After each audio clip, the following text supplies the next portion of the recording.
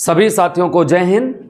मैं आप सभी साथियों का साथी विपिन मौर्य, आप सभी का आपके अपने इस YouTube परिवार Hindi classes bye Vipin sir पर आप सभी का स्वागत एवं वंदन करते हैं। जैसा कि आप लोग जानते हैं कि ये आपका channel Hindi classes bye Vipin sir पे एक हिंदी की बेहतरीन से बेहतरीन कक्षा लेकर के हम आते हैं और आप सभी साथियों का खूब सारा प्रेम मिलता है किसी भी वीडियो पे, चाहे वो हम लाइव पढ़ाएं और चाहे हम ऐसे पढ़ाएं जैसे हम रिकॉर्डेड पढ़ा रहे हैं आपको। ठीक है, तो एक बार आप लोग भाई सबको तहे दिल से स्वागत है। सभी के माता पिता को हमारा प्रणाम है, आशीर्वाद बनाए रखिएगा।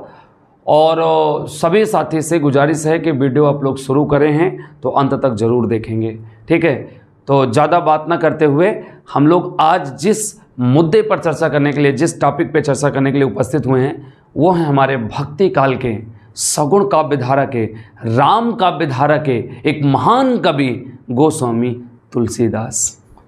तो हम लोग उपस्थित हुए हैं एक महान कवि गोस्वामी तुलसीदास के बारे में जानने के लिए, उनके बारे में पढ़ने के लिए और उनके बारे में समझने के लिए। और आपके एक दिवसीय परीक्षा से लेकर के कोई भी परीक्षा आप दीजिए, ठीक है, उच्च स्तरीय तक परीक्षा दीजिए, ये जो वीडियो आप लोग देख रहे हो ना, इससे बाहर का एक भी प्रश्न नहीं आएगा गोस्वामी तुलसीदास के बारे में। ठीक है, अगर गोस्वामी तुलसीदास के बारे में पूछेगा तो यहीं से पूछेगा और कहीं से नहीं पूछेगा। ठीक है, तो हिंदी साहित्य में ऊपर लिखा हुआ है, हिंदी साहित्य बाई हमारा नाम है, तो हम लोग लेकर के चलते हैं एक भक्ति काल के, हम यहाँ पे लिख भी देते हैं। ठीक है, भक्ति काल के एक महान कवि हैं और भक्ति काल के राम काव्य धारा के हैं। और ये राम काव्य धारा आपका ये सगुण काव्य धारा में आता है। किस काव्य में? सगुण काव्य धारा में आता है।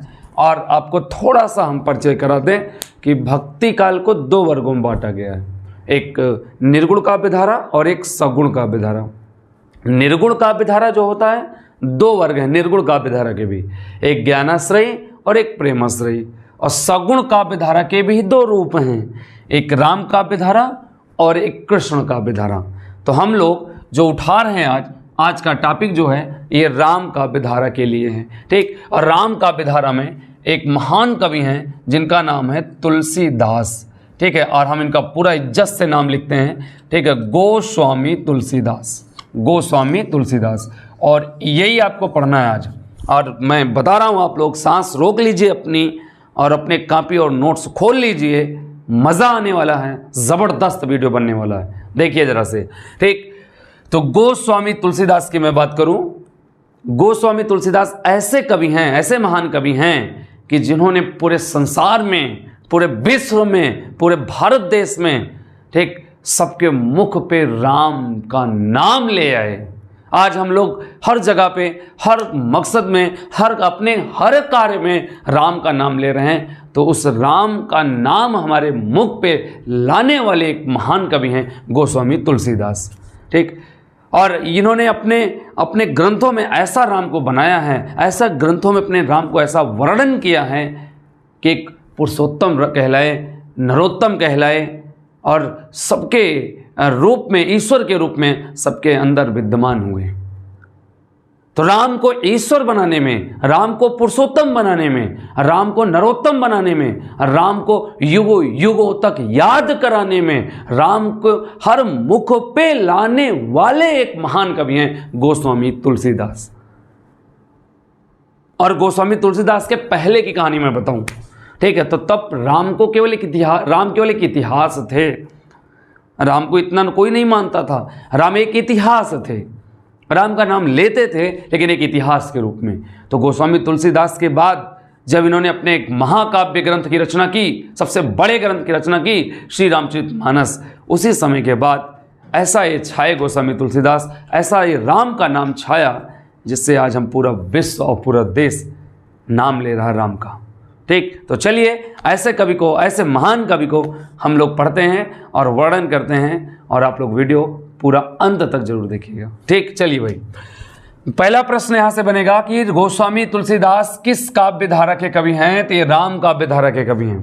अगला, और राम काव्य धारा किसके अंतर्गत आता है? तो ये सगुण काव्य धारा में आता है। और सगुण काव्य धारा किसके अंतर्गत है? तो ये भक्ति काल में। भाई भक्ति काल में चलिए भाई, गोस्वामी तुलसीदास की मैं बात करूं तो गोस्वामी तुलसीदास का जो जन्म हुआ था, इनका जन्म हुआ था 1532 में, और ये जन्म हुआ था बांदा जिला, ठीक है, कि राजापुर गांव में, ठीक है, राजापुर गांव में, ये मान्यता है इनकी, ठीक। और इनकी जो मृत्यु हुई थी भाई, इनकी मृत्यु हुई थी 1623 में मृत्यु इनकी हुई थी, 1623 में। और इनकी जो मृत्यु हुई थी काशी में, ये सब लोग आप जानते हो, ठीक है, तुलसी संवत 1680 तुलसी तजो शरीर काशी में, ठीक, 80 घाट आप लोग सुने होंगे, ठीक है। तो इनकी जो मृत्यु हुई थी सन 1623 में काशी में। इनका जो जन्म हुआ था 1532 बांदा जिले के राजापुर गांव में हुआ था। एक मान्यता है, बाकी अपना अपना सभी विद्वान ने अपना अपना मत दिया है, कोई कहीं मानता है, कोई कहीं मानता है इनके जन्म के लिए, ठीक है। तो याद रखेंगे 1532 और इनका 1623 में मृत्यु हुई थी, ठीक। इनका बचपन का जो नाम था, ठीक है, इनका, ठीक है, बचपन का जो नाम था, बचपन का नाम था राम बोला। बचपन का नाम क्या था भाई? राम बोला बचपन का नाम था। इनके पिता की मैं बात करूं तो इनके पिता का नाम था आत्माराम दुबे, ठीक है, आत्माराम दुबे। और इनकी माता का जो नाम था, इनकी माता का नाम था हुलसी। और हम लोग जब पढ़ते थे बचपन में तो हम लोग जोर से मजाक में कहते थे तुलसी के माई हुलसी, है ना। तो तुलसी की माता का नाम हुलसी है, पिता का नाम आत्माराम दुबे है, बचपन का इनका जो नाम है राम बोला है, ठीक। आगे मैं बात करूं तो इनके जो गुरु हैं, ठीक है, इनके गुरु का नाम था नरिहर दास, ठीक है। इनके गुरु हैं, मेन गुरु यही है नरिहर दास। और तुम्हें बता दूं कि ये जो गुरु हैं ये इनके दीक्षा गुरु माने जाते हैं। कैसे गुरु माने जाते हैं? दीक्षा गुरु। तो दीक्षा गुरु की बात करेगा तो नरिहर दास हैं दीक्षा गुरु, ठीक। और इनके शिक्षा गुरु की बात करेंगे तो शिक्षा गुरु हैं इनके शेष सनातन। शिक्षा गुरु हैं शेष सनातन। भाई देखते चलेंगे सभी लोग। शिक्षा गुरु हैं शेष सनातन, इनके दीक्षा गुरु हैं नरिहर दास, माता इनके हुलसी, पिता का नाम आत्माराम दुबे, बचपन का नाम राम बोला। इनका जन्म 1532 और मृत्यु 1623 काशी में इनकी मृत्यु हुई थी, ठीक है। मैं आपको एक बात और बता दूं कि इनके नरिहर दास के गुरुओं का क्रम है, यानी कि गोस्वामी तुलसीदास के गुरुओं का क्रम भी पूछा जाता है, ठीक है। तो गोस्वामी तुलसीदास के गुरुओं का क्रम जो है, ठीक है, सबसे पहले पे आएंगे राघवानंद। सबसे पहले कौन आएगा? राघवानंद। राघवानंद के शिष्य हैं रामानंद। राघवानंद के शिष्य कौन है? रामानंद। रामानंद के गुरु हैं, ठीक है, अनंतानंद, ठीक है। और अनंतानंद के गुरु हैं अनंतानंद के शिष्य हैं नरिहर दास। और नरिहर दास के शिष्य हैं तुलसीदास, ठीक है। ये इनके गोस्वामी तुलसीदास के गुरुओं का क्रम है भाई। देखिए, तुलसीदास के गुरु कौन? नरिहर दास। नरिहर दास के गुरु कौन? अनंतानंद। अनंतानंद के गुरु कौन? रामानंद। रामानंद के गुरु कौन? राघवानंद। ये इनके गुरुओं का क्रम है, याद रखेंगे सभी लोग। ये इनके क्या है? गुरुओं का क्रम है, ठीक है। तो आगे मैं बात करूं तो गोस्वामी तुलसीदास जो है, इनकी पत्नी का नाम भी लिख देते हैं हम, ठीक है। गोस्वामी तुलसीदास के यहाँ इधर ही लिख देते हैं, ठीक है। गोस्वामी तुलसीदास के पत्नी का नाम था रत्नावली। गोस्वामी तुलसीदास के पत्नी क्या नाम था? रत्नावली। मैंने सब लिख दिया यहाँ पे, जो आपके एक दिवसीय परीक्षा में आता है। बाकी फिर हम आगे इनकी भी चर्चा और भी करते हैं, ठीक है। तो गोस्वामी तुलसीदास का जो जन्म हुआ था 1532 बांदा जिला के राजापुर गांव में, मृत्यु 1623 काशी में। इनका बचपन का नाम था राम बोला, इनके पिता का नाम था आत्माराम दुबे, माता का नाम था हुलसी, पत्नी का नाम था रत्नावली। इनके गुरु दीक्षा गुरु हैं नरिहर दास और इनके शिक्षा गुरु हैं शेष सनातन। और इनके तुलसीदास के गुरुओं का क्रम है, सबसे पहले स्थान पर राघवानंद। राघवानंद के शिष्य हैं रामानंद। रामानंद के शिष्य हैं अनंतानंद। अनंतानंद के शिष्य हैं नरिहर दास और नरिहर दास के शिष्य हैं तुलसीदास। अगर हम नीचे से लेंगे तो तुलसीदास के गुरु हैं नरिहर दास, नरिहर दास के गुरु हैं अनंतानंद, अनंतानंद के गुरु कौन है? रामानंद, और रामानंद के गुरु हैं राघवानंद, ठीक है। आगे मैं बात करूं तो इनकी जो भाषा है, ठीक है, इनकी भाषा प्रमुख रूप से अवधी भाषा है। इनकी प्रमुख भाषा जो है अवधी है। बाकी ये ब्रज भाषा भी इन्होंने वर्णन किया है। और इनकी प्रथम रचना मैं यहाँ लिख रहा हूँ, ठीक है। इनकी जो प्रथम रचना है गोस्वामी तुलसीदास की, ठीक है, प्रथम रचना इनकी है वैराग्य संदीपनी, ठीक है। इनकी प्रथम रचना है वैराग्य संदीपनी। इनकी पहली रचना है और इसकी जो भाषा है ब्रज भाषा, मैं इसका भी वर्णन करूंगा अभी। इनकी प्रथम रचना है वैराग्य संदीपनी और ब्रज भाषा में लिखा है कि अंतिम रचना जो है, इनकी अंतिम रचना, ठीक है, याद रखिएगा, इनकी अंतिम रचना की मैं बात करूं तो इनकी अंतिम रचना है कवितावली। इनकी अंतिम रचना कौन सी? कवितावली, और ये भी ब्रजभाषा में है, ये भी ब्रजभाषा में है। इनकी प्रथम रचना वैराग्य संदीपनी ब्रजभाषा में, और इनकी अंतिम रचना है कवितावली, और ये भी किस भाषा में है मेरे भाई? ब्रजभाषा में ये भी लिखित है, ठीक है। और बाकी अब इतना आप लोग देख लीजिए, फिर हम आगे इनकी कहानी भी थोड़ा बहुत वर्णन करते हैं। एक बार सुनिए सभी लोग। गोस्वामी तुलसीदास का जब जन्म हुआ था तो ये 11 महीने में जन्म लिए थे। अक्सर वैसे भाई 9 महीने में जन्म होते हैं बच्चे, तो इनका जो जन्म हुआ था 11 महीने में जन्म हुआ था तुलसीदास का। और ये जैसे जब जन्म हुआ था इनका, तो ये लगभग 5 वर्ष के आयु के जो बच्चे होते हैं उतना शरीर इनका लग रहा था, उस हिसाब से लग रहे थे, ठीक। और इनके मुंह में 32 दांत थे जब जन्म लिए थे गोस्वामी तुलसीदास। और जैसे ही जन्म लिए थे तो इनके मुंह से तुरंत राम नाम निकला था गोस्वामी तुलसीदास के, ठीक। तो जब जन्म लिए भाई तो इनके गुरु को तो बुलाया ही जाएगा, क्योंकि नरिहर दास इनके भाई पुरोहित ही हैं, इनको बुलाया गया, ठीक। तो नरिहर दास ने ही इनका नाम राम बोला रखा था, नरिहर दास ने। और इनके माता पिता तो इनको त्याग दिए थे गोस्वामी तुलसीदास को। इन्होंने माता पिता इनका कहा कि हमारे घरे राक्षस पैदा हुआ है, ठीक, हम इसको पालेंगे नहीं, इसको हम नहीं पालेंगे। तो नरिहर दास जो है अपने शरण में ले लेते हैं गोस्वामी तुलसीदास को, और वो अपने हिसाब से अपना उनका पालन पोषण करने लगते हैं, और बाकी रहते वहीं हैं अपने ही घर पे, लेकिन पूरी जिम्मेदारी नरिहर दास ले लेते हैं गोस्वामी तुलसीदास की, ठीक है। और वही पालन पोषण चालू कर दिए। फिर आगे बढ़ती ही कहानी, तो जब ये बड़े होते हैं तो थोड़ा बहुत भाई शिक्षा ग्रहण करते हैं, और इनकी शादी तय होती है रत्नावली से। और अपनी पत्नी से गोस्वामी तुलसीदास इतना ज़्यादा प्रेम करते थे, इतना लगाव करते थे, तेरे साथ मरना है, तेरे साथ जीना है, ठीक है, तू नहीं तो कुछ नहीं। तो ये सब बातें हैं आपकी हैं, पहले भी थी।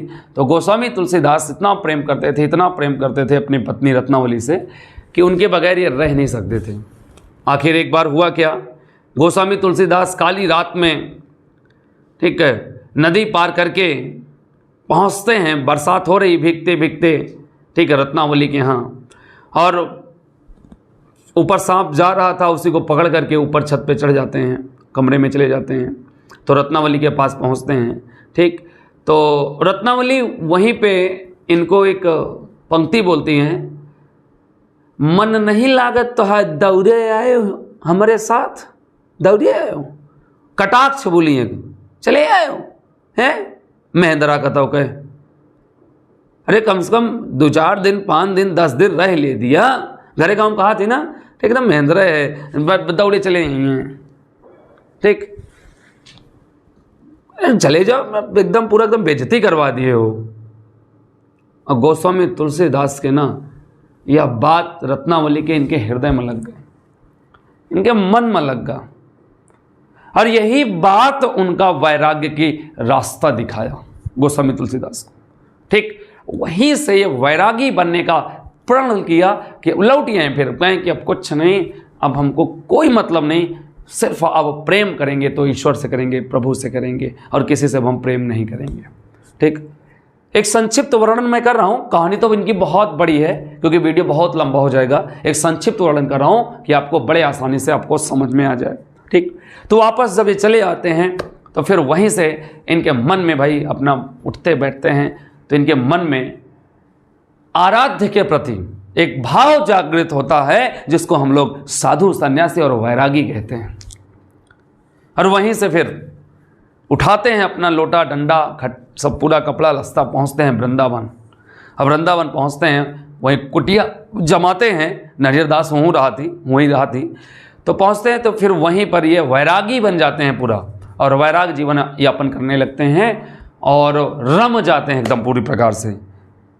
फिर धीरे धीरे धीरे करके शिक्षा ग्रहण करते हैं, और साधु के रूप में ये अपने आप को उपस्थित करते हैं। फिर क्या आप लोग जानते ही हो, फिर तुलसीदास, राम बोला से तुलसीदास, तुलसीदास से गोस्वामी तुलसीदास बनते हैं, ठीक। और फिर वहीं से कहानी शुरू होती है गोस्वामी तुलसीदास की, और वहीं से ग्रंथ की रचना शुरू करते हैं। और इनका पहला जो ग्रंथ है ब्रज भाषा में वैराग्य संदीपनी रचना करते हैं।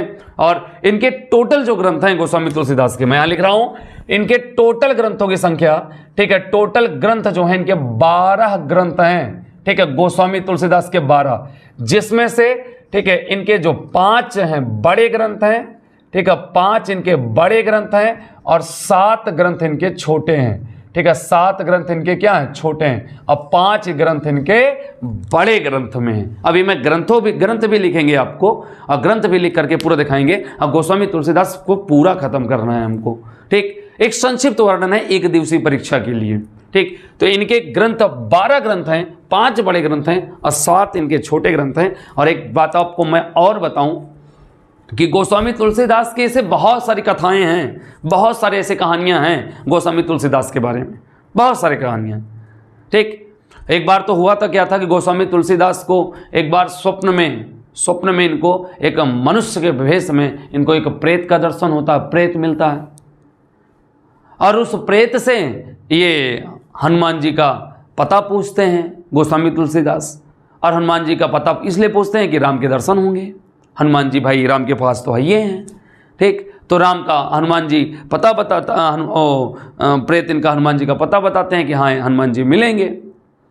तो हनुमान जी के पास से जाते हैं, पहुँचते हैं, कथा है, एक मान्यता है और क्या है, ठीक। तो हनुमान जी तो इनको मिलते हैं, तो इनको कहते हैं कि हाँ भाई राम, तो उनसे कहते हैं कि राम का दर्शन करना है। तो हनुमान जी कहते हैं कि बिल्कुल करिए भाई, आपको, ठीक है, आप जाइए, ठीक, जाइए आप राजापुर, ठीक, और आपको दर्शन हो जाएंगे।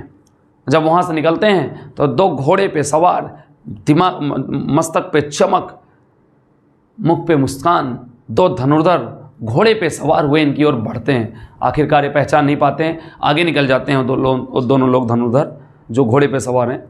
तो हनुमान जी देखते रहते हैं। तो हनुमान जी कहते हैं ये पहचान नहीं पाए, चला कोनो बात नहीं ना, चला देखा जाए, आगे देखा जाए का होते का नहीं होते, पहचान तो पाइस नहीं। दूसरी बार फिर हनुमान जी कहें कि तुम यार तो पहचान ही नहीं पाए हो। जब हनुमान जी फिर मिले उनसे तो कहें पहचान ही नहीं पाए यार, तुम्हारे सामने से गए। तो कहें कहाँ, ध्यान ही नहीं दिया हमने। कहें अच्छा ठीक है, जा सवेरे सवेरे तो फिर दर्शन हुई। तो तुलसीदास जो है चंदन घिसत हैं। तो एक लड़का आता है, कहता है हे महर्षि चंदन लगा दो हमारे।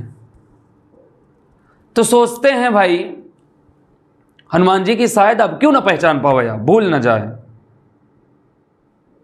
और राम साक्षात चंदन लगवाने के लिए आए हैं, उपस्थित हुए हैं। तो भाई वो आते हैं एक तोते का वेश धारण करके हनुमान जी उनके आगे कि राम आए राम आए राम आए, तुम्हारे पास राम आए राम आए। तो जैसे ही गोस्वामी तुलसीदास देखते हैं उनकी आंखों में, ठीक है, उनके पैरों पे गिर जाते हैं, कहते हैं राम के दर्शन होगा। और आंख बंद करके उनके चंदन लगाते हैं और चंदन लगाने के बाद वो बालक अदृश्य हो जाता है। एक कथा है, एक मान्यता है गोस्वामी तुलसीदास के बारे में। और ऐसे बहुत सारी इनके बारे में कथाएं हैं। तो हम समय न ज़्यादा लेकर के हम यहाँ पर आते हैं गोस्वामी तुलसीदास के बारे में, जो कि हमारे पेपर में आते हैं प्रश्न जहाँ से, ठीक। तो ये भाई इनके 12 बड़े ग्रंथ हैं। अब 12 ग्रंथ इनके पूरे हैं भाई, इनके 12 ग्रंथ हैं टोटल, और 5 बड़े ग्रंथ हैं और 7 ग्रंथ इनके क्या हैं, छोटे ग्रंथ हैं। चलिए हम इनके ग्रंथों की भी वर्णन करते हैं।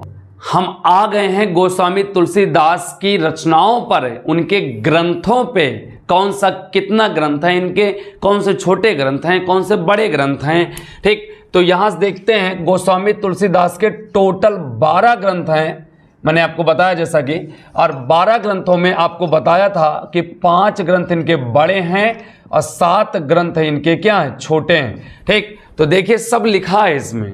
पहला ग्रंथ है इनका वैराग्य संदीपनी, और आपको मैं बता दूं कि ये छोटा ग्रंथ है, इनका छोटा ग्रंथ है ये, ठीक है, वैराग्य संदीपनी। और इनका ये प्रथम ग्रंथ है, प्रथम पुस्तक चाहे कहो चाहे प्रथम ग्रंथ कहो, ठीक। इनकी दूसरी रचना है रामाज्ञा प्रश्नावली, ध्यान सुनते रहेंगे।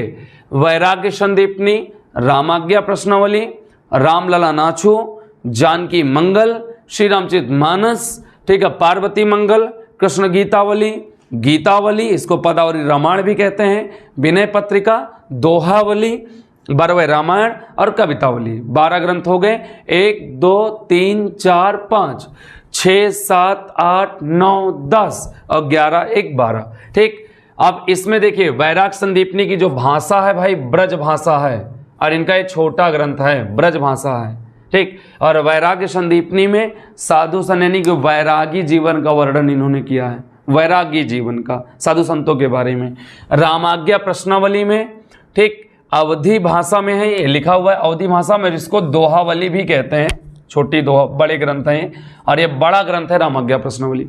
और रामाज्ञा प्रश्नावली के अंतर्गत एक ज्योतिष ग्रंथ है।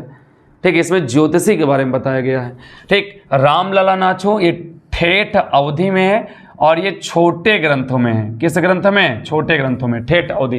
रामलला नाचो, यहाँ लिखा है राम लला नाचो, राम भगवान के पैर के नाखून का वर्णन किया गया है, नाछू, राम लला नाचू, राम के पैर के नाखून का वर्णन।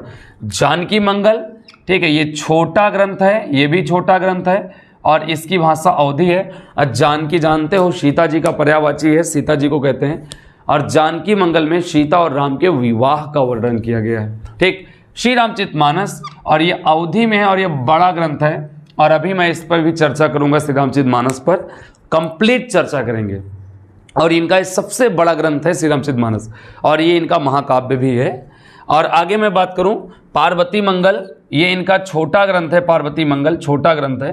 ठीक है, और इसमें शिव और पार्वती के विवाह का वर्णन है इसमें।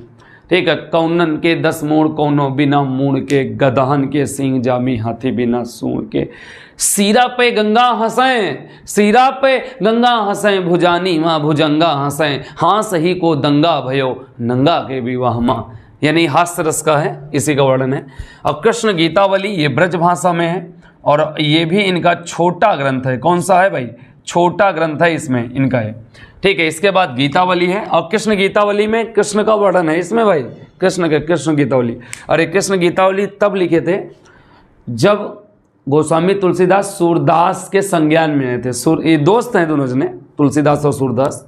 ठीक है, उन्हीं के संज्ञान में आए, उन्हीं से प्रेरित होकर के इन्होंने कृष्ण गीतावली की रचना की थी। गोस्वामी तुलसीदास किससे प्रेरित होकर के? सूरदास से। तो ये कृष्ण गीता, अगर उनके संज्ञान में ना होते तो कृष्ण गीतावली ना लिखते। ठीक, गीतावली में, ठीक है, राम की कथा भी है, इनका गीत गाया गया है, इसको पदावली रामायण भी कहते हैं, ब्रज भाषा में है, और ये बड़ा ग्रंथ है। विनय पत्रिका में इसमें आध्यात्मिक वर्णन है। ठीक, और ये ब्रज भाषा में है और बड़े ग्रंथ में। दोहावली में भी कथा है, और ये ब्रज भाषा में, और ये बड़े ग्रंथ हैं। ठीक, इसके बाद 12वें रामायण है, इसको बरवा भी कहते हैं, बरवा, शादी विवाह में बरवा गाते हैं, अवधि भाषा में है, और ये इनका छोटा ग्रंथ है। ये कैसा ग्रंथ है? छोटा ग्रंथ है। कवितावली ब्रज भाषा, और ये इनकी अंतिम रचना है कवितावली। और कवितावली में तात्कालीन समय में फैले महामारी का भी वर्णन है कवितावली में। और एक बात हम आपको और बता दें कि कवितावली जो रचना है, ठीक है, कवितावली, ठीक है, इसमें एक रचना और सम्मिलित है, हनुमान बाहु को। कुछ लोग हैं गोस्वामी तुलसीदास की 13 रचनाएं मानते हैं। कितनी रचनाएं? 13। गोस्वामी तुलसीदास की कुछ लेखक हैं कि 13 रचनाएं मानते हैं, और 13वीं रचना यही है हनुमान बाहु। ठीक, लेकिन मान्यता जो है वो 12 है। आचार्य रामचंद्र शुक्ल ने 12 ही माना है गोस्वामी तुलसीदास के। ठीक, हनुमान बाहुक इसी में सम्मिलित है कवितावली में, तो 12 रचनाएं हैं। हनुमान बाहुक जैसे ही हम बाहर करेंगे तो 13 हो जाएंगी। और हनुमान बाहुक इन्होंने गोस्वामी तुलसीदास ने लिखा था। एक बार गोस्वामी तुलसीदास अपने बाहु रोग से ग्रसित हो गए थे, बहुत दवाई कराए, बहुत वैद्यकीय कराए, लेकिन आराम नहीं हुआ। और जैसे ही इन्होंने हनुमान बाहुक लिखना प्रारंभ किया, आराम होता चला गया। जैसे लिखकर ख़त्म किया, सब दर्द इनका ख़त्म। ठीक, तो यानी कहने का मतलब है कि हनुमान बाहुक, हनुमान के भुजाओं के बारे में लिखा गया है, ताकत के बारे में, सहस्त्र के ताकत के बारे में लिखा गया है। और हनुमान बाहुक जो है कवितावली में सम्मिलित है। हनुमान बाहुक को कभी अंतिम रचना नहीं मानना है। ठीक है, हमेशा अंतिम रचना जो है कवितावली को ही मानना है। ये हैं हमारे गोस्वामी तुलसीदास। अभी एक पॉइंट बचा है, श्री रामचरितमानस। इसको हम हटा करके आगे हम श्री रामचरितमानस की चर्चा करते हैं। एक बार मैं हट जा रहा हूं, इसकी शॉट आप लोग ले लीजिए।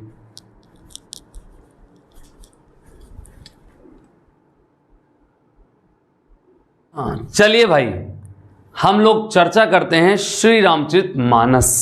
ठीक है, ध्यान से देखिएगा। ठीक है, श्री रामचरितमानस, श्री रामचरितमानस पर चर्चा हम लोग करते हैं और आप लोग बहुत विधिवत ढंग से सुनेंगे श्री रामचरितमानस। ठीक, देखिए भाई, श्री रामचरितमानस की अगर हम बात करें तो हम लोग आज जो है नाम ले रहे हैं राम का अपने शुभ कार्यों में। ये गोस्वामी तुलसीदास के देन है, ये है।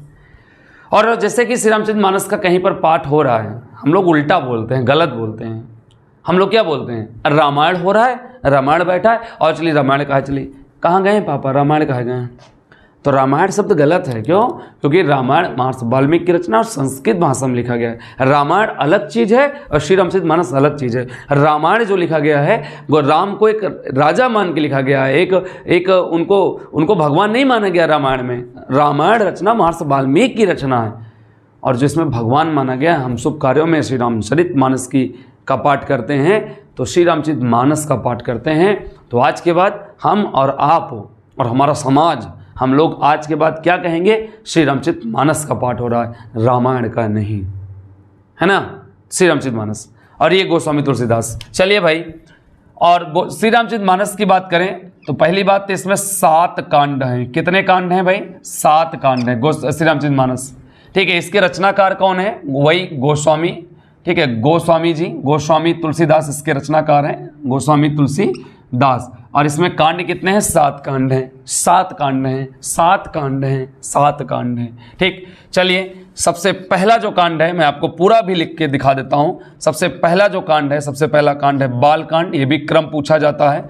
ठीक है, दूसरा कांड जो है, ठीक है, अयोध्या कांड है, तो अयोध्या कांड है। ठीक है, अयोध्या कांड है। और तीसरा जो है अरण्य कांड है, अरण्य कांड तीसरा। ठीक है, और चौथा जो है आपका, ठीक है, किष्किंधा कांड है चौथा, किष्किंधा। ठीक है, किष्किंधा कांड है चौथा। ठीक है, और आपका पांचवा जो आपका कांड है, पांचवा आपका कांड है सुंदर कांड। पांचवा कौन सा है? सुंदर कांड है, पांचवा सुंदर कांड है। और छठवां जो है आपका, छठवां है लंका कांड। छठवां कौन सा है? लंका कांड है। और 7वां जो है आपका उत्तर कांड है। 7वां कौन सा? उत्तर कांड। उत्तर कांड में सब कुछ वर्णन है, अयोध्या वगैरह जब वापस आते हैं। क्रम है ये, पहला बाल कांड, अयोध्या कांड, ठीक है, और अरण्य कांड, किष्किंधा कांड, सुंदर कांड, लंका कांड और उत्तर कांड। ये आपका श्री रामचरितमानस का 7 कांड हैं। ठीक है, बाल कांड में उनके बचपन का वर्णन, अयोध्या कांड में भाई उनके वन जाने का वर्णन, अरण्य कांड में भाई जंगल का वर्णन, किष्किंधा कांड में बलि और सुग्रीव की लड़ाई का वर्णन, सुंदरकांड में हनुमान जी के ताकत को दिखाने का वर्णन, लंका में रावण को मारने का वर्णन, और उत्तरकांड में लंका से वापस आने का वर्णन और सीता का निर्वासन का वर्णन, उनको सरयू में जाने का वर्णन, ये सब वर्णन है। श्री रामचरितमानस की मैं बात करूं तो इसकी जो भाषा है, इसकी भाषा अवधी भाषा। किस भाषा में है ये? अवधी भाषा में रचित ये महाकाव्य है। और ये हिंदी का महाकाव्य है। हिंदी का क्या है? ठीक है, महाकाव्य है। और भक्ति काल का दूसरा महाकाव्य है। भक्ति काल के दूसरा महाकाव्य, पहला महाकाव्य पद्मावत है मलिक मोहम्मद जायसी का, और दूसरा महाकाव्य भक्ति काल का यही है श्री रामचरितमानस अवधी भाषा में। ठीक, आगे मैं बात करूं, ठीक है, तो ये संवत 1631, ठीक है, संवत 1631 चैत्र शुक्ल, ठीक है, रामनवमी, ठीक है, दिन मंगलवार, ठीक है, मंगलवार को प्रारंभ हुआ था लिखना। ठीक है, संवत 1631 है, ये मैं यहाँ लिख रहा हूँ, संवत 1631 चैत्र शुक्ल रामनवमी दिन मंगलवार को प्रारंभ हुआ था ये श्री रामचरितमानस लिखना। इसको लिखने में जो कुल समय लगा था, इसको लिखने में 2 वर्ष 7 माह 26 दिन का समय, 26 दिन का समय लगा था। 2 वर्ष 7 माह 26 दिन का समय लगा था श्री रामचरितमानस को पूरा करने में। सोचो, इतना बड़ा समय लगा था श्री रामचरितमानस को पूरा करने में, और तुम हो कि 6 महीना नहीं पढ़ पाते हो ढंग से, हैं? 6 महीना तुम नहीं पढ़ पाते ढंग से। अरे गोस्वामी तुलसीदास ने तो 2 वर्ष 7 माह लिखा है श्री रामचरितमानस को, तब जाकर के पूरा हुआ है। तो कैसे जान लिए? आज गोस्वामी तुलसीदास सबके जुबान पे रटे हैं। श्री रामचरितमानस हर घर में घुसा हुआ है। तो एक दिन की मेहनत नहीं है, सालों साल की मेहनत है जो आज हम हर घर में घुसा हुआ श्री रामचरितमानस। ठीक है, आगे मैं बात करूं, श्री रामचरितमानस जो है इसका सर्वप्रथम टीका श्री रामचरितमानस का सर्वप्रथम टीका, ठीक है, इसको लिखे थे अयोध्या के बाबा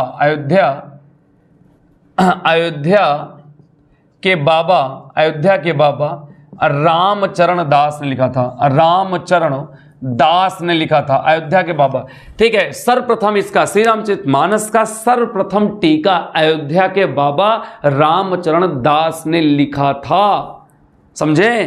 ठीक है, आगे मैं बात करूं तो श्री रामचरितमानस गोस्वामी तुलसीदास ने सर्वप्रथम, ठीक है, गोस्वामी तुलसीदास ने सर्वप्रथम रसखान को सुनाया। ठीक है, श्री रामचरितमानस सर्वप्रथम रसखान को सुनाया था, और रसखान को कहाँ सुनाया था? वृंदावन में रसखान को सुनाया था। ठीक है, तो इतने प्रश्न आपके श्री रामचरितमानस से बनते हैं, और बाकी आप लोग ध्यान में रखिए, तैयार करिए और याद कर लीजिए। थे संक्षिप्त गोस्वामी तुलसीदास, जिनका भी हमने वर्णन किया, इनके जन्म से लेकर के मृत्यु से लेकर के बचपन से लेकर के गुरु से लेकर के माता पिता पत्नी, इनकी कुछ कहानियाँ बीच में हमने डाल दिया, थोड़ी सी झलक डाल दिया हमने, और इनकी रचनाएं, और श्री रामचरितमानस का सबसे बड़ा काव्य ग्रंथ इनका श्री रामचरितमानस है। और ये सारी गोस्वामी तुलसीदास के बारे में हमने छोटा सा हल्का सा एक माहौल दिया आपको, और आप पढ़िए और लिखिए। और अगर वीडियो आपको अच्छा लगा हो, यहीं पर हम विराम करेंगे, फिर उठाएंगे कभी। और अगर आपको वीडियो अच्छा लगा हो, बेहतरीन लगा हो, तो एक शेयर और एक लाइक और एक कमेंट जरूर करिएगा। फिर मिलते हैं किसी वीडियो में किसी लेखक के साथ, तब तक के लिए शुभकामनाएं एवं जय हिंद, नमस्ते। आप लोग जरूर इसको शेयर करेंगे। नमस्ते, जय हिंद।